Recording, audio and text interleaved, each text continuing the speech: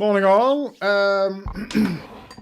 Random one. It's been a few weeks since I did a vlog or a live stream or anything because it has been busy, which is obviously a good thing. But I want to obviously get back into the swing of doing some live streams, some vlogs and stuff like I said at the start of the year. So I'm back again today. Please excuse the sunlight. I've got to try and get some light on my face whilst also not blinding myself.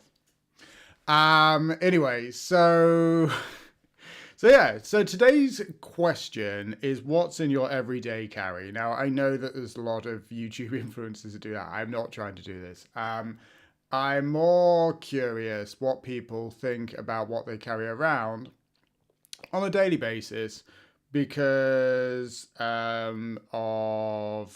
worries about the amount of time people are spending staring at screens, cybersecurity threats, that type of thing. I'm going to take this to extreme, and this is legitimately what you will find in my pocket on a near daily basis or on my wrist.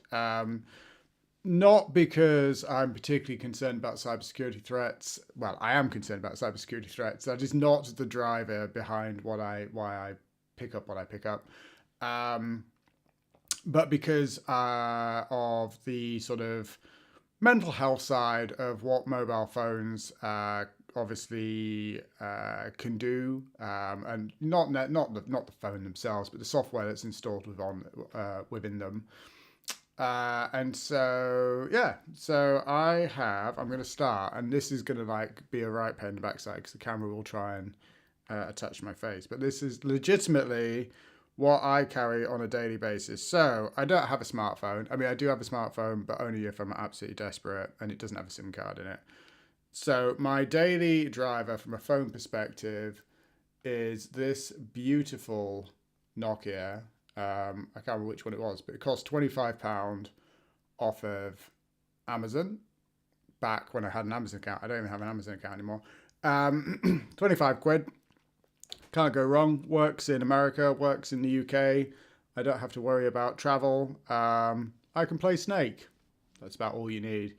But yeah, so I can make obviously calls and texts off of that. That's about it.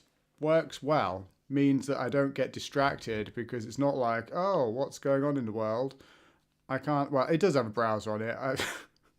If anyone ever gets one of these, have a look at the web browser. It's definitely an interesting experience if you like older phones. Of course, what do I pair with a phone from that? It's a modern phone, but it looks like it's from the 90s. So I don't have a smartwatch. I do have a smartwatch, but I don't wear it.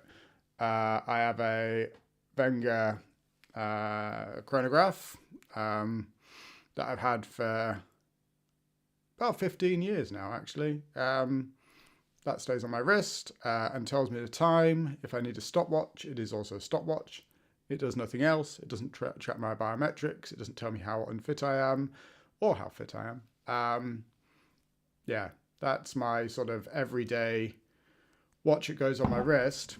Now, of course, you may be wondering how I take snaps of my lovely daughters because the phone does not have an array of cameras on the back.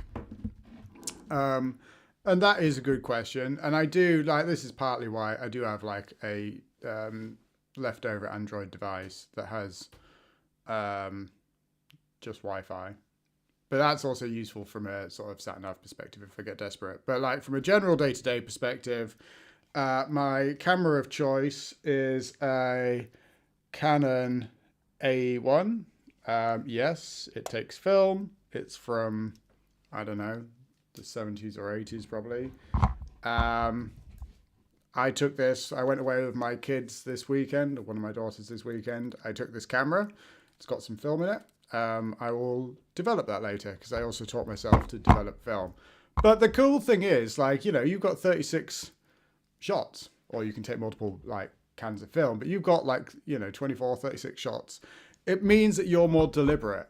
It means that you're there in the moment and you put more thought into what you're doing rather than just like staring through the back of a phone, hitting the shutter button or hitting the record button on a video. It makes you think about these things more. And I quite like that. I mean, it's not for everyone, but I like to think that like by not staring at my phone and by having a camera that only has a limited amount of film capacity and costs money obviously to develop each image, that is a good thing. Then obviously the big thing that I was initially having problems with getting off a smartphone is internet banking and two-factor auth. So I went back to the early 2000s, and thanks to various banks, I do have a chip and pin machine, whatever they call these things, So if I need to log into a bank or verify a bank transaction, stick my card on top of this and use that. And I deliberately got a few from the bank so that I can chuck them into a bunch of bags and then I'm not caught short. So, my card goes in there. And then finally, multi-factor authentication, which is always a bugbear of many things, and also was part of the problem of getting off of like smartphones, because it was always like, oh, you need a two-factor auth thing, or oh, you need to be able to like sign in using this stupid Microsoft account thing. And so I actually have had a few of these over the years, and I've always enjoyed using them. And then someone's come along and mandated two-factor auth.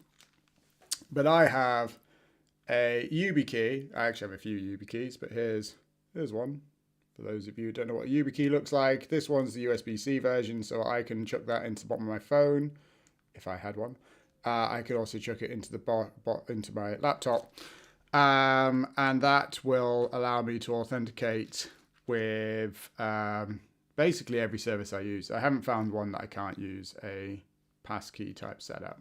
And so I use the YubiKey for different services. I have a USB version, but they all have like the little touch thing on. So like basically I have to chuck this into a USB drive, into a USB socket, and then stab the button.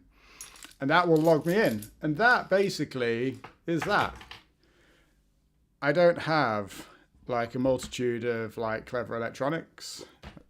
I have over the years, but like I find myself in a better position mentally, and also like from a cyber perspective, like my blast radius for stuff like getting hacked or whatever is just far less. Like, for someone to actually like, crack into my accounts, they would need physical access to my YubiKeys without some like, very clever stuff. If you go to the Microsoft Azure portal and look at their specs, their recommendations for authentication, FIDO keys, which is what one of those is, comes top of the list in terms of like, the ability to get phished or the inability to get phished and that type of stuff. And so by actually reducing the amount of electronics that I have available to me, both I feel more comfortable in myself because I'm more in the moment with my kids and my partner and, all that type of stuff. I'm tracked less by the big companies at the end of the day. Even when I did have the Android phone, it was a Fairphone that I'd put EOS on so that, it was de-Googlified. Which makes it harder for them to figure out and sell my data. And yeah, if anyone wants to get back into analog photography, there's plenty of stuff on eBay. It's a lot of fun. It's an interesting experience going back and like not just like slamming the button. And of course, big thing with photos is like how often do you take like loads of photos and never look at them again? At least with this, it forces you to go through some sort of process and think about these things. That is me. That is my everyday carry. That is literally what I take. I don't even own a car anymore. We have a car. It's my partner's. She drives it. I drive an e-bike, ride an e-bike. Yeah, that's me. Let me know in the comments below what your everyday carry is from a mental health perspective, from a cyber perspective, or just because you're a hipster and this is the type of stuff you like.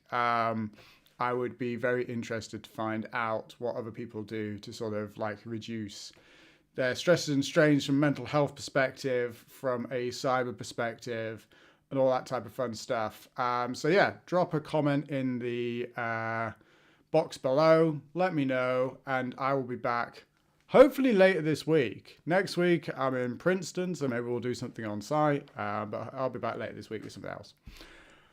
Goodbye for now, and have a good rest of your day and into the rest of the week.